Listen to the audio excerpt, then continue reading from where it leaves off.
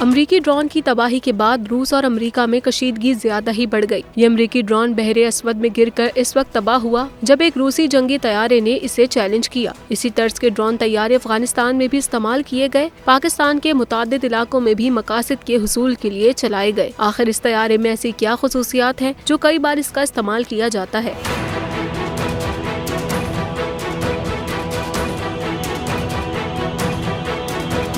Report के मुताबिक तबाह होने वाले अमरीकी फौज का MQ रैपर ड्रोन तैयारा था। इस किस्म के हर ड्रोन का वजन 1 टन जबकि लंबाई 11 मीटर होती है। बगैर पायलट वाला ये तैयारा 15,000 मीटर ऊंची परवास कर सकता है। ये ड्रोन तैयारा पूरे 1 दिन तक फिजा में रह सकता है। अमरीकी फौज के पास 300 से ज्यादा ऐसे ड्रोन तैयारे हैं। बगैर पायलट वाले इन तैयारों को रिमोट कंट्रोल से उड़ाया जाता है। ऐसे एक ड्रोन तैयारे की कीमत तकरीबन 56.5 मिलियन डॉलर्स है। इस ड्रोन में हमलों के लिए मिसाइल भी नस्ब किए जाते हैं। ताहम ज्यादातर ये ड्रोन जासूसी के लिए ही इस्तेमाल किए जाते हैं।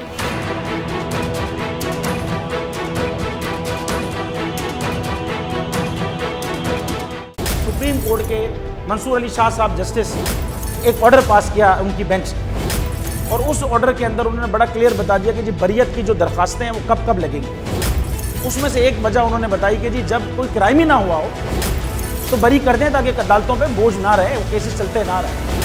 सुप्रीम कोर्ट की मिसालें कब बनाएगा? ऐसे लोगों के खिलाफ जो इस तरह की FIR काट रहे हैं, वैसे ऑफिसर्स, और ऐसे लोग जो इस तरह के केसेस को जजेस चला रहे हैं।